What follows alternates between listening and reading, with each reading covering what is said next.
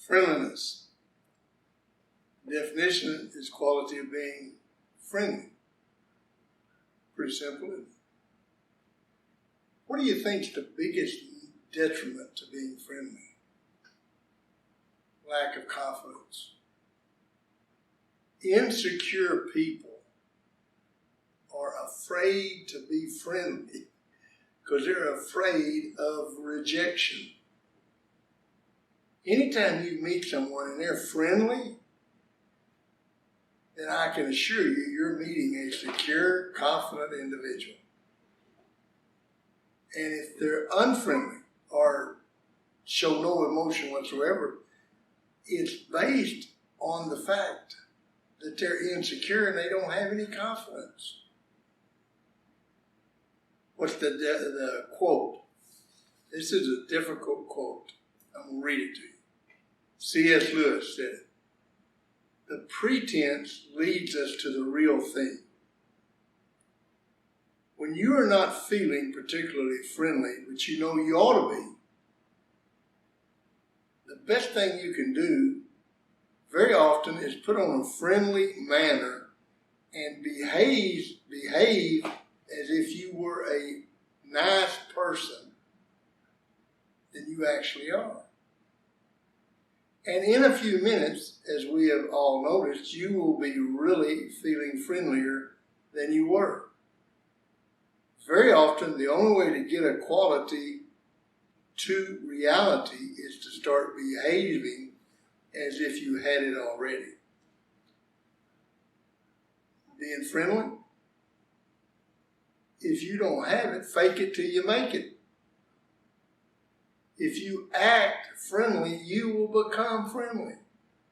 And when you meet someone and they're not friendly, realize it's not because they're not friendly, it's because they're insecure and they're not positive about themselves. Now write down 3 goals. We're going to write down 3 things that we're going to get done on Monday, Tuesday, Wednesday, Thursday, Friday. Write down 3 things that you're going to get done. You know, one of the worst things that always drove me crazy in every school I ever went to was when somebody said, we've always done it that way. That's the way we've always done it. Well, what you've always done is not have any goals. How's it working for you? Well, if it hadn't been working, we've got a solution to it. There was a man and his wife told him when you go to the meat market, get them to cut the end of the roast off. He said, why? Well, we've always done it that way. My mom did it that way. He said, there's got to be a reason. No, just that's the way we've always done it. So they called her mom and they said, well, why do you cut the end of the roast? Because my mom did it. Grandma did it, yeah. So that's how you do it. So they called Grandma and they said, Grandma, why don't you cut the end of the roast off? She said, because I had a small pot. See, she actually had a reason. But a lot of times you're doing the same thing you've been doing because you're doing it. Now remember this, and write this down. Put this in your mind. If you want something you ain't never had, you got to do something you ain't never done.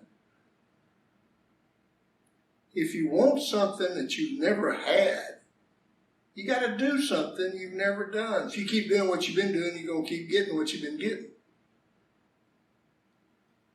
You haven't been writing any goals down and you wonder how you're doing. If you want something you ain't never had, you got to do something you ain't never done. Keep doing what you've been doing, you're going to keep getting what you've been getting.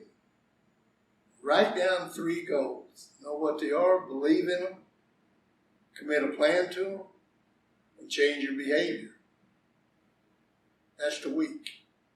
And if you do those things, we're going to be a friendlier you, which makes you a better you, and you'll be the best you that you can be.